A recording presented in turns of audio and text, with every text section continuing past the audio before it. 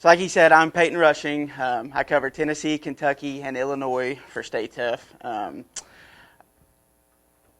get to go around and do this a lot. It's really fun. We get to show you guys kind of how to build a fence, get to tell you about our product. You're going to hear a lot of the repetitive today. It's a lot of repetition, especially in these talks. But the reason we're doing it, these schools, especially when we go out to the farm, it's going to be like drinking through a water hose. You're going to hear a lot of information all at once, and we just want you guys to retain it. So we're going to preach a lot of the same practices, same things. A lot of the slides are going to have a lot of similarities on them. One of the big things I want to point out, since I get to go around and do this, a lot of what I hear is just people, they tell me what they've done. I get calls every day about different things that have happened. I get the opportunity to go out and see a lot of farms, help people design it, help people lay it out, help people fix it. We just spent last week fixing a guy's property because it got messed up, and it was a pretty rough deal for him. Contractor messed it up and wouldn't stand behind his work, so we went out there and made it right with him. But that's the kind of company I work for. I work for a great company. They really stand behind their product, and I truly appreciate that, and I truly believe in it. So if you don't want to buy mine, and that's not my goal is not to sell you my product. I just want you to understand what type of product you need. There are a lot of companies out there that make the same type of product, and I want you to leave here with the understanding of what kind of product you need. So like I said, I cover Tennessee, Kentucky, and Illinois. Before we start, I love to show pictures of our factory, kind of what we do, because woven wire and steel itself is sold by the pound. So in retrospect, it sounds expensive when you go to anywhere and buy steel, but it's sold by the pound. But I want to break this down for you and show you why it's a little expensive. So this is a fixed knot machine. So this is what I'm going to be putting up today, is woven wire high tensile fixed knot right here.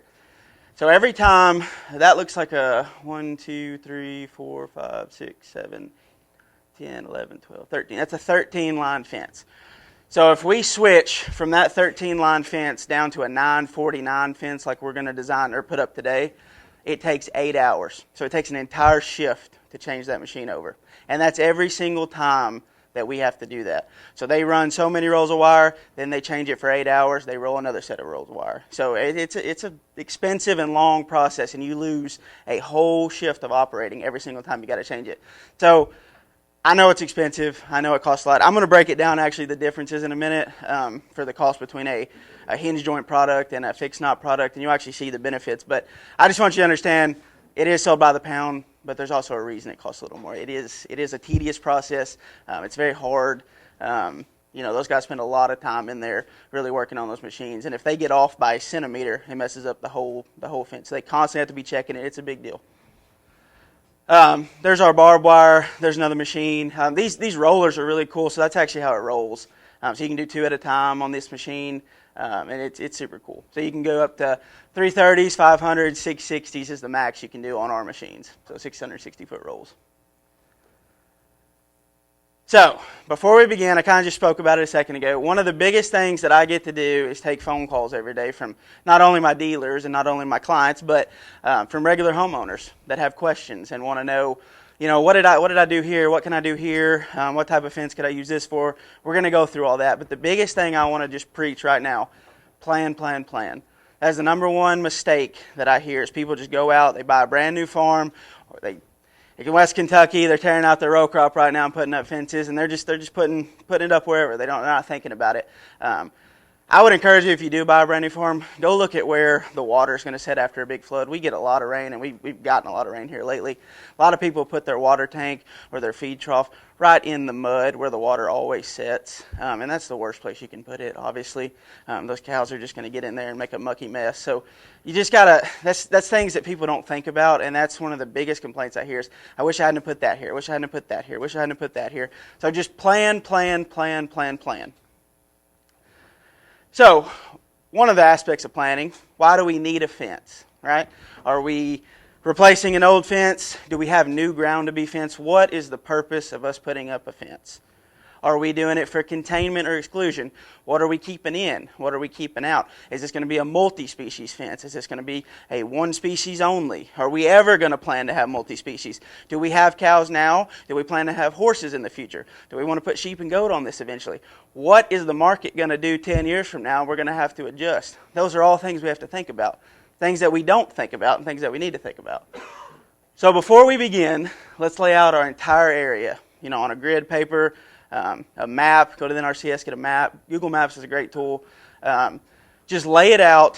Think about what you're going to do. Then your next step is going to be figuring out if you want to do wood or pipe braces. Most of the South around here is going to be wood. You get west of the Mississippi, you're going to have a lot of pipe. What do you got? Pipe or wood?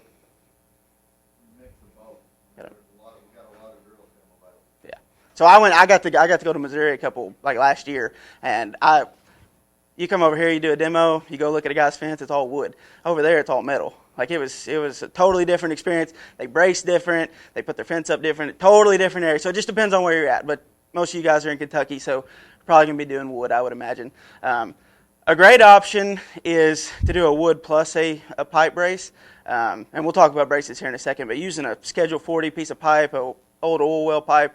Anything like that you can get your hands on is a good option.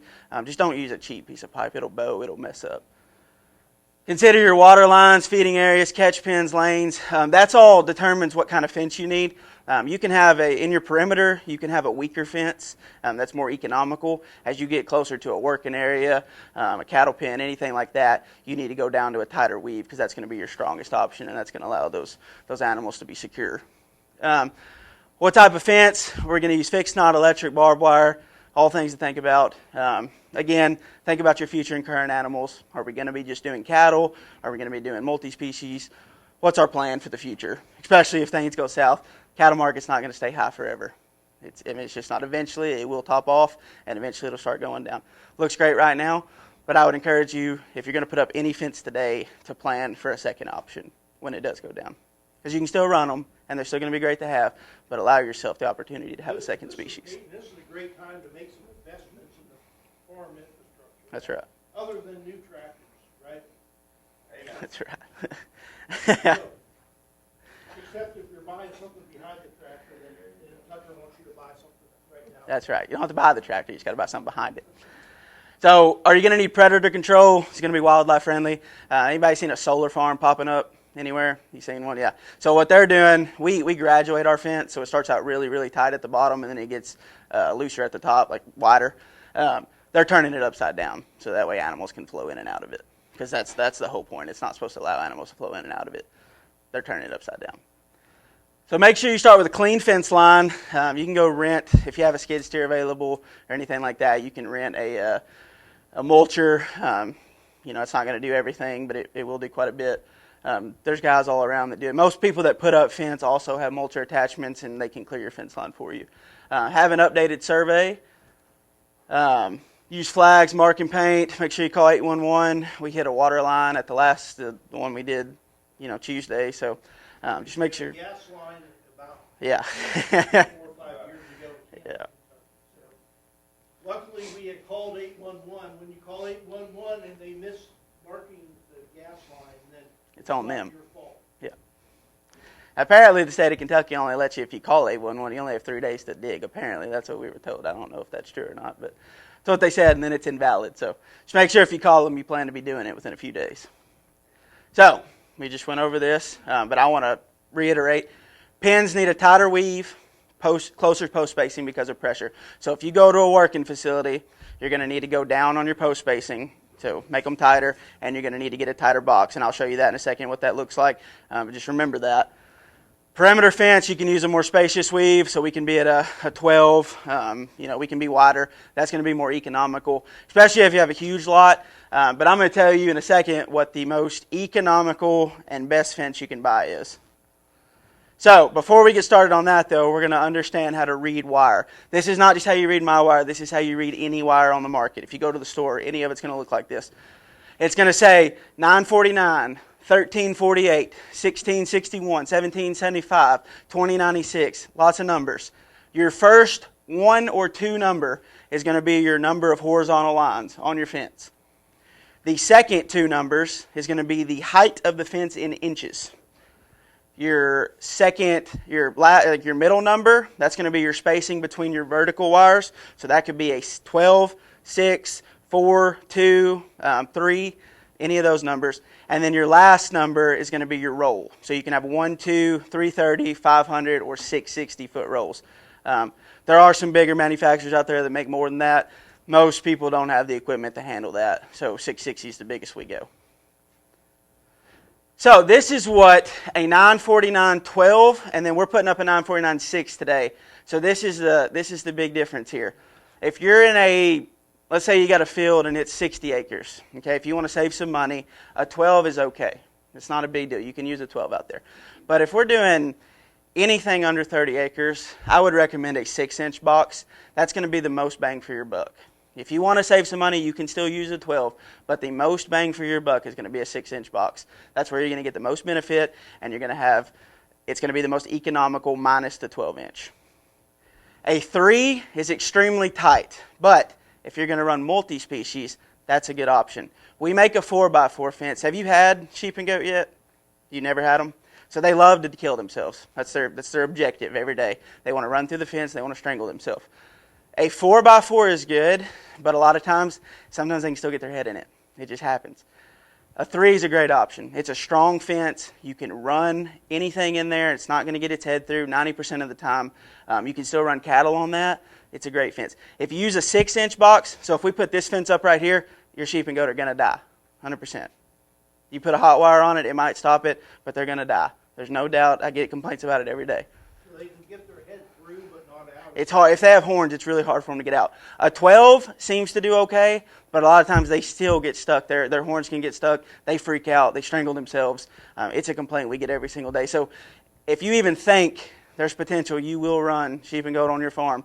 I'd go at minimum a 4, but a 3 is going to be the best if you're going to run cattle in there too. A 2x4 is what we recommend for horse. That's just so they cannot get their hoof in it, and they can't break their hoof and everything. So a 2x4 is a good option. There's going to be different knot types on this. So what we're putting up today is it looks like a cross. That's the most superior knot on the market. The second option is going to be an S knot. Looks like an S. That's going to be what's a 4x4 and a 2x4 is made out of. It's still a good fence. And then the hinge joint's going to be the worst. And the reason the hinge joint's worse, I wish I had brought some, but I don't have any. When you start a roll, you have to use hinge joint, and when you end a roll, you have to use hinge joint. But whenever you use hinge joint on the whole fence, who's got the old number 9 gauge on their farm? Anybody? Like Papaw put it up? Okay. So the way that works is it's wrapped like a pigtail. It goes up to the next line. It stays wrapping it, goes up, continues wrapping it. So it's all connected. That entire vertical stays connected. So when it busts or breaks, a lot of it starts busting and breaking, especially on the smaller gauge stuff. The 9 gauge is not as much, but you get down to a 12.5 gauge or a 14 gauge, it really starts busting. So the way a fixed knot works, it's a piece of metal, vertical wire, it's a piece of metal, horizontal wire, and then an entirely separate piece of metal wraps it. So you have 3 different wires making that knot, and that's what makes it superior. When you go from this knot right here to a hinge joint knot, you lose so much strength, and I'll explain this in just a second, but a tremendous amount of strength is lost. So when you go to the store, who's from around here, like in this area? Okay. Brian at Russell County Farm Store carries our product and carries Nick's product. He is a great guy. He's got multiple options, everything you could ever want to use on your farm. So when you go, you're going to see cattle tough, horse tough, goat tough. We have some other deer tough. We have them all labeled. That does not mean it's only for goat tough. Like goat tough right there is a 1348-12. It could be... It's multiple things. We do have a 1348-3 that's not even labeled goat tough, and that's what I would tell you to use for multi-species fence. So I would encourage you, get on our website, www.staytough.com, and it breaks down everything you want. It's got a roll indicator. It's got a fence calculator. You can get on there and plan your entire farm out on it, and it'll help you, when you go to the store, you'll know exactly what you're looking for. Because that stuff, I'm not saying it's mislabeling, but it's confusing if you haven't done your research. So just encourage you to do your research. So why do we want to use high tensile instead of a low carbon product? So we have a lower installation cost. We have a fewer post spacing. It's a class 3 galvanization. Wire has memory. It stretches less than 1%. It has a greater breaking strength, and it acts as a vertical trampoline. So before we go any further, I want to break down the differences because I think this is going to give me some credibility as I talk. So the fixed knot we put up today was a 949-6-330. That is what I'm going to demonstrate to you out there. I've compared it to a steel. It's a high tensile class 3 hinge joint product that is a 1047-6-330. This was some rough math, so don't hold me to this, but you'll get the gist. The 949 6330, $298 a roll. So we get, what we did was 170 foot, and if you divide all that, it's roughly 90 cents per foot. So we've got 90 cents per foot there. We used 14 posts to do the high tensile fence at $17 a piece. I think they were a little cheaper than that, but I'm being on the high end. So that came out to $238. Let's say it's roughly 3 cents, 3.25 cents per foot for high tensile. So I was a little generous, and I just added 50 cents per foot to the entire thing to add for any, strainers or anything you got to put on the fence, crimps, whatever. Added about 50 cents per foot. So we came out to $2.8 per foot. That's not labor. That's you doing it yourself. If you do the same fence, but in a hinge joint, the fence is a little cheaper. It's $288, so the other one was $298. So it's $10 cheaper. You have to use 24 posts instead of 14 posts. So you're going to put them on 8-foot spacings. So that's going to increase your post by 10 posts. You're going to go up to $408. Your hinge joint fence was 87 cents per foot instead of 90. And then you still got the same high tensile at 50 cents. So that comes out to $3.77 per foot. So per 1,000 foot going to high tensile instead of a hinge joint product, you're saving $970 per 1,000 foot. And that adds up when you do a big farm. So you're saving that much for a better quality fence? For a better quality fence, because you can go longer on your post spacing. You don't have to put as many braces in. That's another huge thing on hinge joint. I didn't even calculate that in there. On hinge joint, you have to put a brace every 330 foot. That's what you're recommended to do. You don't have to, but it's what you're recommended to do. High tensile, you can go 1/4 mile. So as long as it's flat, don't do it if it's up and down like this. But as long as it's flat, you can go 1/4 mile.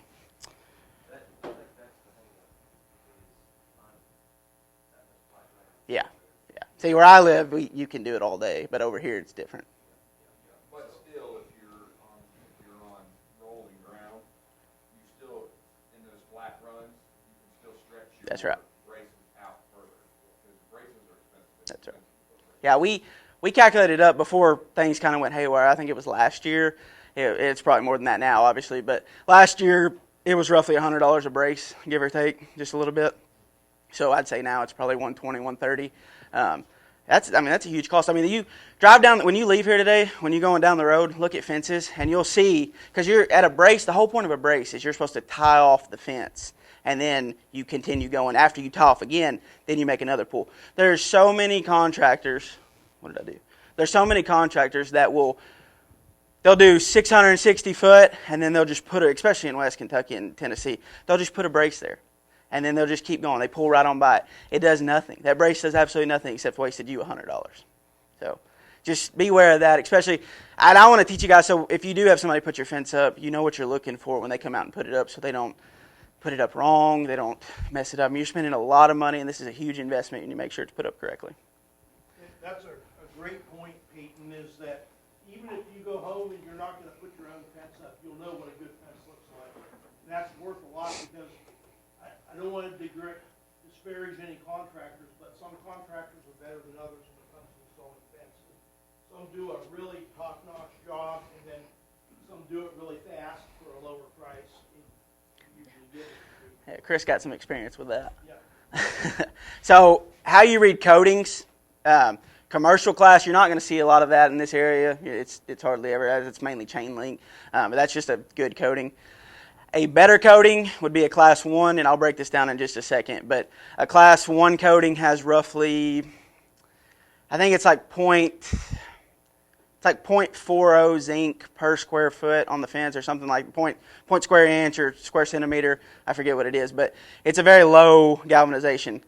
Superior would be class 3, and it's got a 0.69, I think, and it's per square inch or square centimeter. But most companies, they do a 0.68 completely. So that means it may get up to 0.68. Ours is 0.68 or above. So we always overspray it. And then the extreme is a zinc aluminum coating, so it's a combination. So you get your zinc coating plus aluminum, and that actually is going to have a 30-year warranty, where your class 3 only has a 20. So class 1, 8 to 10 year fence. You go up to a class 3, you spend another $20 per roll, and you get a 20-year fence. That has a warranty for 20 years. You go up to an extreme coating, 30-year warranty So you spend another $40 per row, you get a 30-year warranty. We have a black painted product, and that has a lifetime warranty. So just depends on what you want. So high tensile versus low carbon. High tensile, the carbon content is the key here. High tensile has a 0.64% carbon content. Low tensile has a 0.28 carbon content. That's what makes it stronger and weaker. High tensile has a longer lifespan, less maintenance, and less sagging. You guys ever pulled on a nylon rope and then you get done and it's stretched out where you pulled it? That's the same thing that low carbon does. So it'll stretch another 11%. You can get it as absolutely tight as possible and it's still going to go another 11%, no matter what. High tensile only stretches 1%. So you get it as tight as possible, it's going to only stretch 1% that night. You can actually take it down, take it to a new farm, put it right back up, and it'll stretch the exact same way. If you do that with low carbon, you won't be able to restretch it. There's what we just talked about there. Greater braking strength. High tensile breaks at around 1,480 pounds, and low carbon products break at 560. That's a huge difference. Each line, horizontal line on a high tensile product can take up to 200 pounds of pressure per impact. So that's not the whole fence, that's just per impact. So that you get a 9-line fence, you can take up to 1,800 pounds of pressure per impact. It's really good. So, post materials. We kind of hit on this a minute ago. Pipe or wood. I would recommend, if you're going to buy wood, there's a lot of people like Perfect Post. He has some Perfect Post. We use Perfect Post this week. There's a reason the good Lord didn't make a tree look perfect. It's not meant to look perfect. It's not going to look perfect. It needs to have nooks and crannies. And if it's crooked, that's okay. When the contractor's driving it, he can drive that crooked nick out of it. And that's okay, because the more crooked it is, the more nicks it has. Actually, the worse it looks, the better it treats, the better it drives, the better it lasts. So when you go down to a perfect post, you decrease the life of your fence. It might not happen today, it might not happen tomorrow, but it will decrease it. I want to stress, we are putting up a 20-year fence if we use a high tensile product. We have to use 20-year materials. We cannot put up a 20-year fence and use 10-year materials, because then we're going to have to replace our 20-year fence 10 years before it's ready to be replaced. Before you buy a post, make sure they're 0.40 copper chromated arsenate. We just want to make sure that it has the correct treatment on it. I'm not an expert on post treating, but I've gotten a tour of some post treating companies, and the best way I can explain it to you is when they go in, they put them in a vat or a big container thing, and it just presses that treatment into it. So when you do a perfect post, it can't hold it as well. And that's the problem with a perfect post. When you have a post that is just cut and put in there, they tend to hold on to it better, they tend to last longer, and they increase the life of your fence. So what we recommend for a line post is 4 to 5s or 5 to 6s. Don't use a 3 to 4. Every time you go from 3 to 4 to 4 to 5 to 5 to 6, I think you increase, the post company said it's roughly 3 to 4 years per time you go up to a size. So you're just gaining ground. A question on the treatment of the post. Yeah. If it's going near an organic garden, does that cause a problem? Yeah, don't they make, there's organic treatment, right? I don't know about that. There may be, but it may not work real well. I know that, has anybody heard of Vital Farms? You probably got them all over your place. They're big in West Kentucky now, but they're all organic. 90% of them are organic, and they're having to use pipe. So You could probably use these, I don't know, are these Nick or Jeremy, are those insulated line posts, are they approved for organic? that's a good question. No, those are approved for organic. The problem is going to be the corner post, the Yeah. brace post. You need to really use a pretty stout brace post. I'm not sure that, I'm not really that familiar with organic regulations. Yeah, I'm not either. I'm pretty sure that chromium, copper, arsenic. Yeah, I doubt it. Are not approved for organic operations. If you're gonna be doing organic, I would recommend pipe. I think that's gonna be your best option. You probably have to go somewhere. I know there's a lot of it that's being sold in Missouri. That's where my guys that are building the Vital Farms ones are getting it out of. Missouri, Texas, Oklahoma. Just a lot of those areas have it. Does anybody know anybody that has pipe around here? Pipe post or general? Yeah, pipe. Yeah. So it'd be. Ferguson Plumbing does general pipe.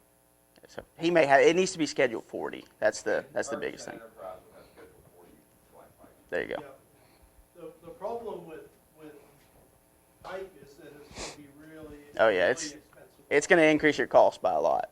But if you have to do it, that's what you got to do.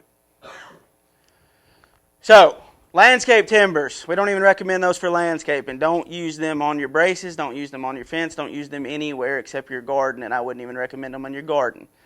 Do not use decorative posts for the same reason. So, we're ready to start. We're going to drive our post, and Tucker's going to show you out there how we drive a post. We're going to use this exact driver to drive the post today. Driving a post is 9 times stronger than digging a post and putting concrete in it. So if you have the opportunity to have a contractor come drive a post for you, please do it. If you don't, use concrete. It's okay. It's just not going to last as long, and it's not going to be as strong. But if that's what you got to do, that's what you got to do. But we recommend driving it.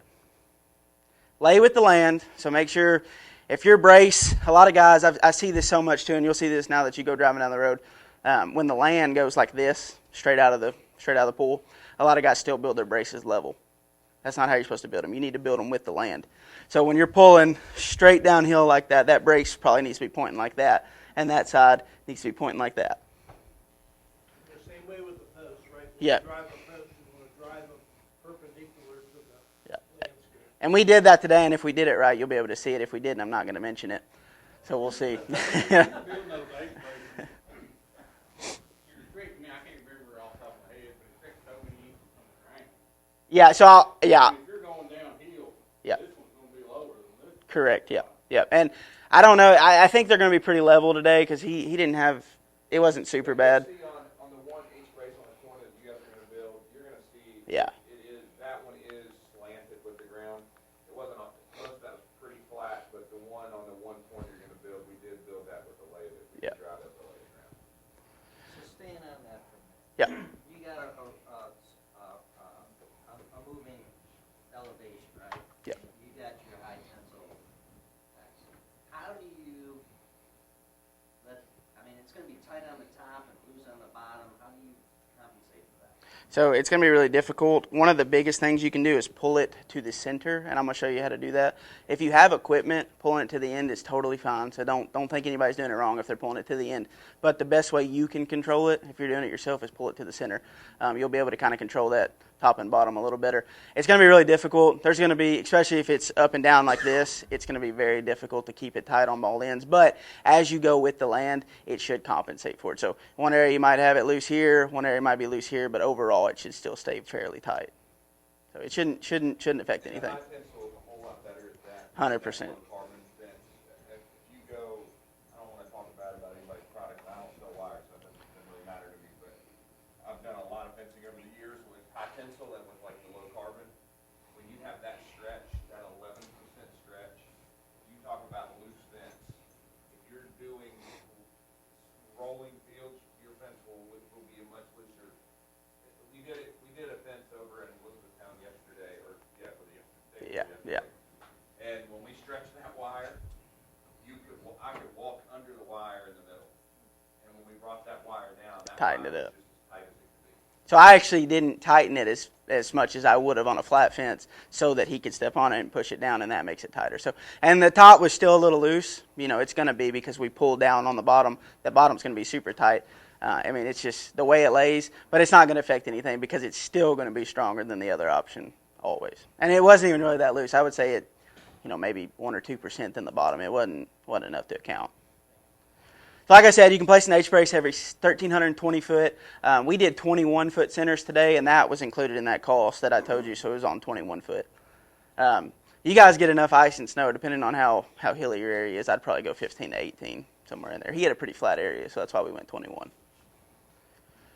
H-brace is the foundation of your fence, and this is the most important part of the entire thing. I cannot stress this enough. You have to build this correctly. If you do not build this correctly, it will fail. Might not fail today, might not fail tomorrow, but it will not last 20 years if you do not build this correctly. One of the biggest things that we see, people try to skimp out on brace pins, or they twitch this wire or something like that. They use a piece of rebar or something like that. Number one, that's going to bore a hole in the wood. And number two, the wood is going to sit there, or that rebar is going to sit there and drip on that galvanization. Now, galvanization, class 3 galvanization, will actually self-heal. So if it takes a cut, if it gets if it's damaged somehow, it'll actually move itself and heal. If something's continuously dripping on, though, there's so much it can do before it can't take it anymore, and it's going to start rusting quickly. And when it starts rusting, then your fence is going to start rusting because all this is connected. So use good products. Make sure you use Class 3 galvanization on everything. 20-year fence, 20-year products. I'm going to skip an H-brace because I don't really, I was a firm believer in them when I started. I'm not a believer in them anymore. I've seen way too many jack out of the ground. If they're built correctly and they're built in a straight line with absolutely no mishaps whatsoever, you'll never see an issue with that post. But if you get out of line by a centimeter, that post is going to start jacking out of the ground. So I'm not a believer in it because it's very hard to get them perfect. Now the line posts are driven, we're going to stretch in the center. I'll show you this outside. We're going to pull it to the center, cut it, and then we'll crimp it back together. A crimp has a breaking strength of 1,500 pounds. Wire breaks at 1,480, so the crimp is stronger than the wire. So we're going to splice it. I'm going to show you guys how to hand splice it, and I have a really cool new tool. It's an electric splicer, super easy to use. It's expensive, but it's easy to use. Fixed knot and electric go really well together. Nick's going to show you an offset today. That is a great addition to put on your fence just to keep animals off of it, help protect it, and make it last longer. When you say expensive, that's relative for expensive, like. $2,500. It's expensive. For a contractor, it would make sense for somebody to build their own fence probably. Yeah, Probably buy a manual fence. Yeah, the manual ones are $200, so they're not as bad, but the electric one it's expensive. Plan your system. Take into consideration your gates, water troughs, pins. Make sure you build a good brace. Install the fence properly, and you will enjoy a low maintenance, no sagging fence for its duration of 20 plus years. So, because it's tough stuff, pulled that off and hung it right back up. Now, I know you guys might not believe, you might be thinking, man, this dude's crazy, whatever. I want to show you something on the next slide. It's really cool. A 9mm bullet travels 900 to 1,500 miles per hour. Okay, it has a force of 300 to 600 pounds on its impact, and your fence can hold 200 pounds per line. So this bullet hit one line, and it stopped it dead in its tracks. So if you don't believe that's good, then you're not going to believe anything I say. Customer down in Texas shot it, sent it to us. On purpose or by? No, it was accident, completely accident. Yeah, they couldn't find it. It didn't hit the target. No, they couldn't find it. It never hit the target, so they went back and looked for it, and it was stuck in the fence. It was after 12 Shiner blocks. Yeah. So, does anyone have any questions? Yes. You say you don't believe in the brace, what do you use? Single H brace. I'll show you how to build one today. Oh. So instead of a double, You don't believe in the double? correct. We're just going to show you how to build a single. Yeah. Yep.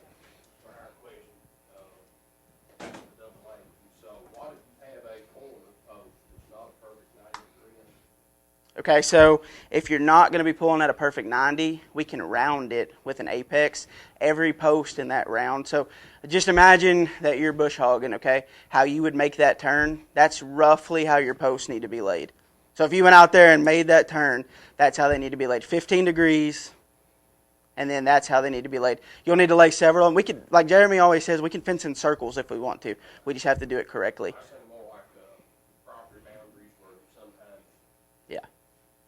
May not want to round that area. Yeah, it's tough. So you'll want to build 2 H braces, right, on the corner, but you need to tie off.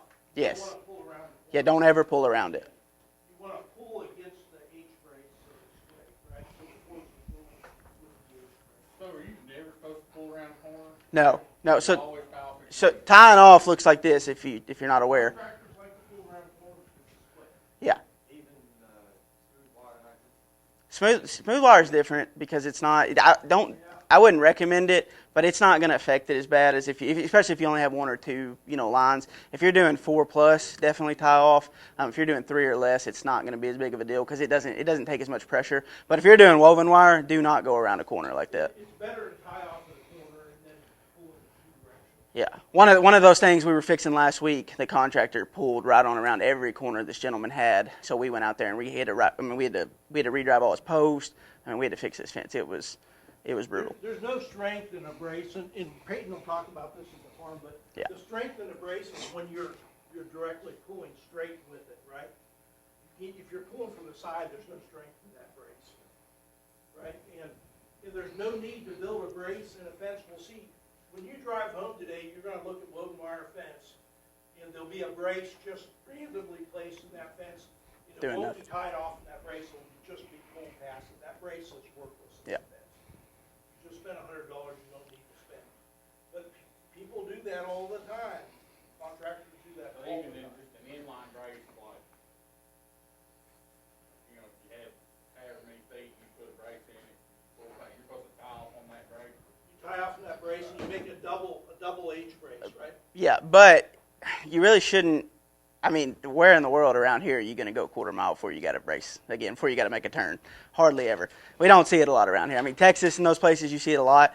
It's not very common around here. So you're probably 90% of the time you're going to be bracing. But if Most of the time, the brace don't even need to be there. correct, and if you did have to go 1,600 foot, yes, you would make that brace at 1320, tie off, and then you would basically make a double H brace and keep going the other direction. Well, I used to work for NRCS, and on their spec, I mean, I think it's like 200 feet. Yeah, their specs are different than what the manufacturer recommends, and that's I because mean, they're not coming up tying it off, Yeah. not to be tied off. Yeah. So basically, that's just a waste of money. we are in the process of helping them change everything, helping them kind of correct most things because they're still working off of hinge joint fence. They're working off of low carbon products where you did have to do all that stuff.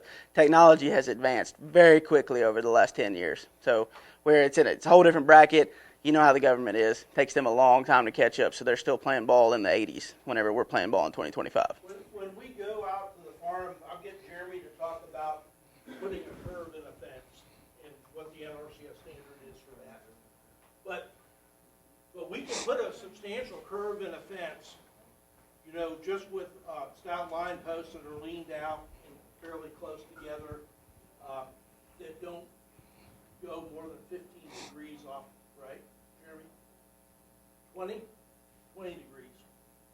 He said, so, and that's a good way to put a gentle curve in a fence and not have to have a corner and another brace.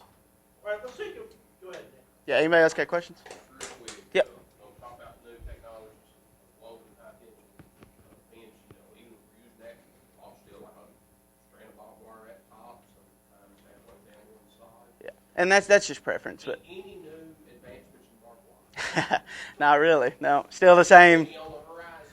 No, we've got high tensile barbed wire. A lot of people around here want to use 15.5 gauge because it's cheaper. I like 14 gauge barbed wire. It's a little thicker. It's a little stronger. Still. Class 3 galvanization. Yeah, both of those are class 3 galvanization. 12.5, like they use out west, is going to be low carbon product. We do have a high tensile product, but it's not sold very often because it's super expensive. But 14.5 is another $20 a roll, but it increases your strength tremendously. So it just depends on what you want. So if you're using barbed wire, make sure it's high tensile, Yeah, right? yeah. And it's class 3 galvanization. Because if you use low carbon, you're still going to get that same sag that you would in that we were talking about. So, Still not my favorite. It's not a lot of fun to work with barbed wire. no, Right? it's not. Yeah. Yeah. All right, let's take about a 15-minute break or so, maybe 20, and what's my schedule say? And then we'll come back and we'll have a couple more presentations, have lunch, and then head out to the point.